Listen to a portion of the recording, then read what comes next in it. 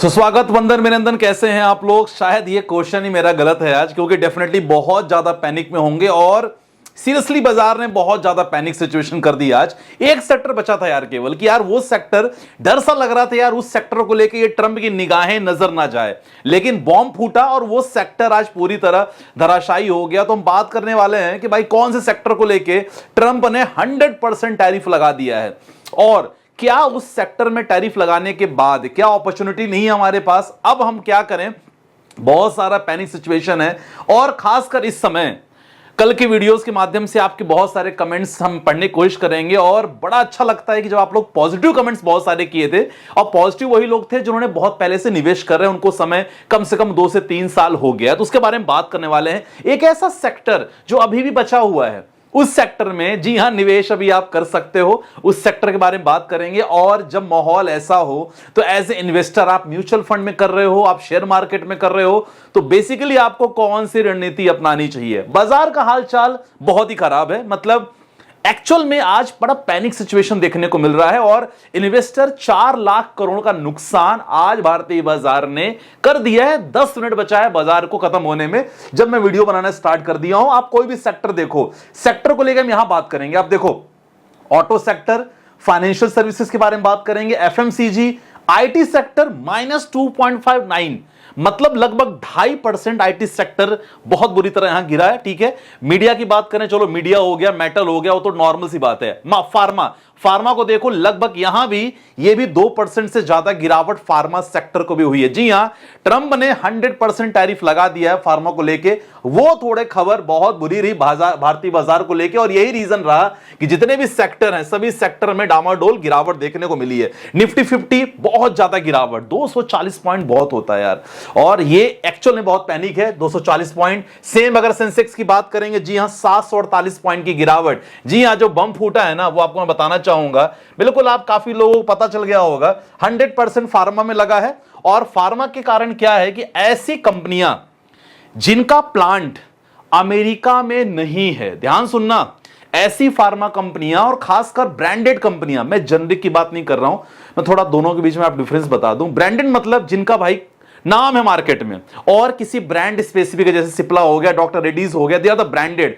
और बहुत सारे जेनरिक मेडिसिन होती हैं। जेनरिक मेडिसिन बेसिकली नाम तो बहुत फेमस नहीं होता, लेकिन they are famous for their salts, उनके सॉल्ट के कारण बहुत ज्यादा फेमस होते हैं। तो ऐसी कंपनियां भी धीरे धीरे मार्केट में ऊपर स्थान बनाती हैं। लेकिन खासकर जो ब्रांडेड कंपनियां हैं, ट्रंप ने बोला कि भाई साहब आप अगर ब्रांडेड हो और आपने प्लांट यूएस में नहीं लगाया है तो सर आप पे 100% टैरिफ लगेगा।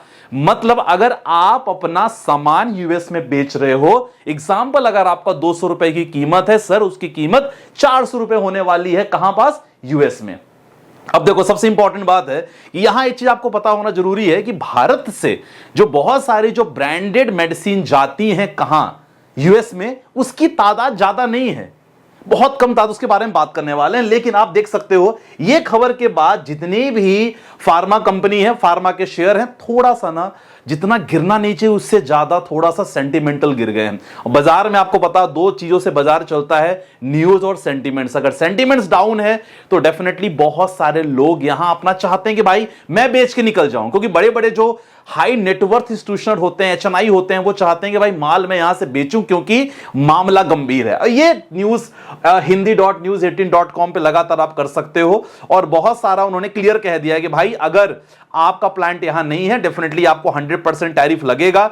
और इसका मकसद क्लियर है। देखो मकसद क्या है, ये जैसे मोदी साहब हो गए ना कि मेड इन इंडिया बोलते रहते हैं, हर चीज भारत में ही हो, इसी तरह ट्रंप भी कह रहा है कि भाई हर चीज, हमारा प्लांट हो, हमारा मेडिसिन हो, टेक्सटाइल सेक्टर की कंपनियां हो, बहुत सारे आईटी फर्म्स हो, सर हमारे यहां खुद हो, हमारे लोग, हमारे मेन पावर अमेरिका के लोग ही अमेरिका में काम करें, don't need any other peoples around from the world. तो ये चीज जो नारा है ना ट्रंप का, ये लगातार नीति चल रही है और यही फार्मा बचा था, फार्मा भी लगा दिया है। तो ये चीज मैं आपको समझाऊंगा अभी कितना हम पैनिक इसमें हो सकते हैं। बाकी लगातार इसमें यह है कि 1 अक्टूबर से लगातार चालू हो जाएगा। 1 अक्टूबर 2025 से चालू हो जाएगा, ठीक है ना। और इन्होंने साफ साफ कहा है कि 1 अक्टूबर से अगर कोई दवा अमेरिका में नहीं बनी तो उस पर टैरिफ लगाया जाएगा, चाहे ब्रांडेड हो चाहे पेटेंट हो। पेटेंट का भी नाम उन्होंने ले लिया, जेनरिक बची हुई है। अच्छा, जेनरिक क्यों बची हुई? क्योंकि जेनरिक मेडिसिन भारत से सबसे ज्यादा जाती है यूएस में, और अगर उस पर लग जाएगा तो यूएस को कम से कम 15% का एक्स्ट्रा बर्डन होगा। तो बड़ा चालाकी से काम किया गया है, ठीक है। तो ये चीजें हो कि आप देख सकते हो, बहुत ज्यादा इंफॉर्मेशन है, आप लगातार यहां पढ़ सकते हो, ठीक है ना। और लगातार उन्होंने बहुत सारी कंपनियों पे लगा दिया है जो ब्रांडेड है। अब यहां पास आपको कुछ चीजें आपको समझना बहुत जरूरी है, जो आपको पता होना जरूरी है। देखो, सबसे पहले ट्रम्प के माध्यम से किए हुए कांड, टैरिफ लगाया बहुत सारे सेक्टर जिसमें टेक्सटाइल इंक्लूडेड था। H1 वीजा के कारण आईटी सेक्टर लुढ़का, आपने देखा आईटी सेक्टर में 2.5% गिरावट, और फार्मा उन्होंने लगा दिया है। तो ये चीजें देखा जाए टोटल यूएस में ना my dear friends 233 billion medicine export होती है, 233 टोटल। अब उसमें से देखा जाए तो केवल 12 मिलियन हम भारत से उनको जाके एक्सपोर्ट कर रहे हैं। तो भारत से उतना ज्यादा एक्सपोर्ट नहीं हो रहा है अगर we are talking about the branded medicine.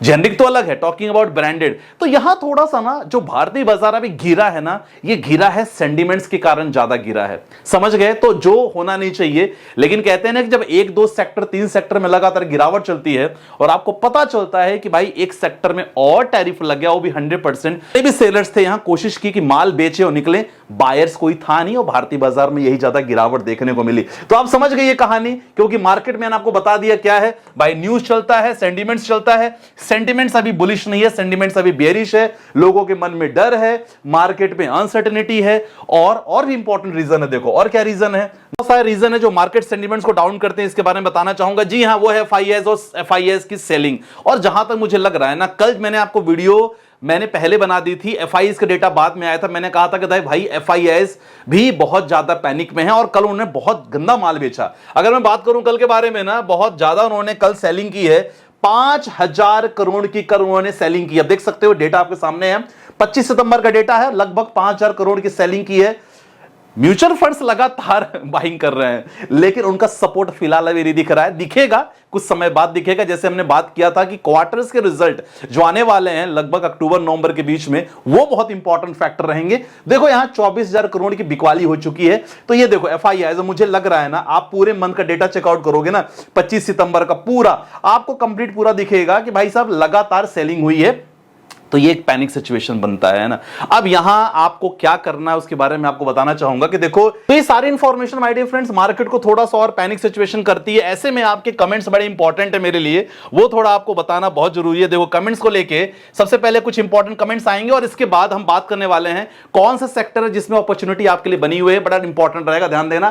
Question है सर, टोटल मंथली SIP 5,000 है, एक्सिस गोल्ड फंड 500 है, Nippon India large cap, AWS का mid cap, Bandhan small cap इन 15 ईयर्स, कंटिन्यू चलने देना। Yes, you can expect more than 14% on that, आपके ठीक ठाक है। क्वेश्चन, नमस्ते भैया जी, मेरा पोर्टफोलियो अभी भी ग्रीन में है, रेड में होगी तो मैं भी भागूंगी नहीं, क्या बात है। बहुत सारे ऐसे कमेंट आए हैं कि संदीप भाई कुछ भी हो जाए मार्केट से हम नहीं भागने वाले, और सचमुच यही जो आपकी हिम्मत है ना सर, इसी हिम्मत को मैं हमेशा सलाम कहता हूं।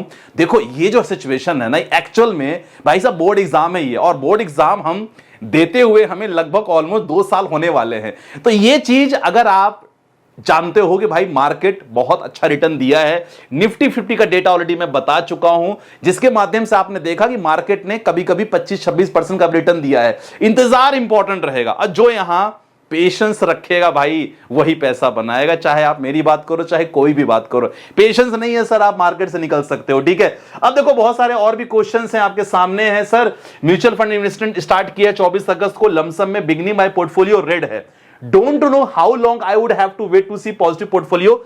सर जो आपने बोला है ना, अगर आपने स्टार्ट किया है तो डेफिनेटली इवन नोबडी नो कि क्या होगा आगे आने, लेकिन इंतजार थोड़ा सा आपको इंतजार करना पड़ेगा। खासकर जो ट्रंप का ये जो वायरस है ना, ये जितना जल्दी खत्म नहीं होगा तब तक थोड़ा सा इंतजार करना पड़ेगा। और काफी लोग के कमेंट, सर बेच दो और LIC में इन्वेस्ट करो, 10 साल में पैसा रिटर्न बनेगा। ये बाबूलाल जी मुझे पक्का एडवाइजर लग रहे हैं LIC वाले, उन्होंने दिखा है बेच दो LIC में कर दो। देखो सबका अलग अलग होता है।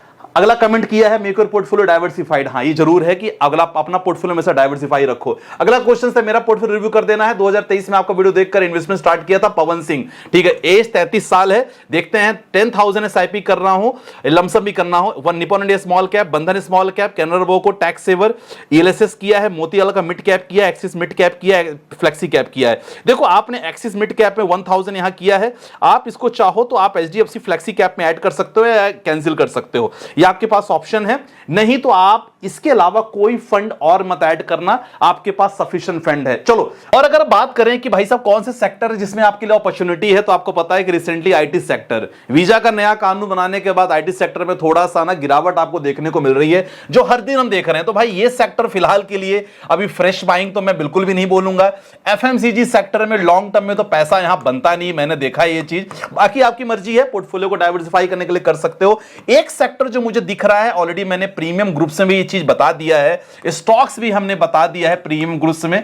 तो अगर आप ज्वाइन करना चाहते हो, डिस्क्रिप्शन में नंबर है, ज्वाइन कर सकते हो हमारे स्टॉक्स और ट्रेडिंग ग्रुप में। तो हमने बता दिया है कि कौन से स्टॉक में, खासकर अगर डिफेंस की बात करते हैं, एक अपॉर्चुनिटी मुझे दिख रही है, ठीक है ना। और इसमें से एक स्टॉक ऐसा है जिसको अच्छे खासे ऑर्डर्स मिले हैं। टेक्सटाइल सेक्टर में भी अभी फ्रेश बाइंग मैं मना करूंगा, ऑटो सेक्टर के लिए मना करूंगा। तो हमारे पास एक डिफेंस ऐसा सेक्टर है जिसमें सरकार लगातार कुछ न कुछ ऑर्डर्स मिल रहे हैं, और सरकार इस सेक्टर को ना डेफिनेटली कोई कमी नहीं महसूस होने देगी, मुझे ऐसा फील होता है, ठीक है।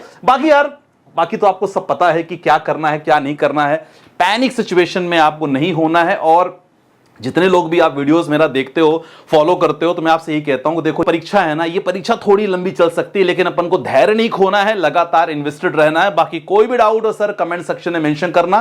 कोई पोर्टफोलियो सर्विसेज चाहिए, डेफिनेटली आप कांटेक्ट कर सकते हो, नंबर डिस्क्रिप्शन में मेंशन है। चलो मिलते हैं स्टूडियो के साथ। अपना बहुत ध्यान रखिएगा, परिवार का ध्यान रखिएगा, मस्त रहिएगा, बिल्कुल चिंता बिल्कुल मत करिएगा, ये सिचुएशन चेंज हो जाएगी कुछ समय बाद। मिलते हैं स्टूडियो के साथ। बाय बाय, टेक केयर, जय हिंद गाइस।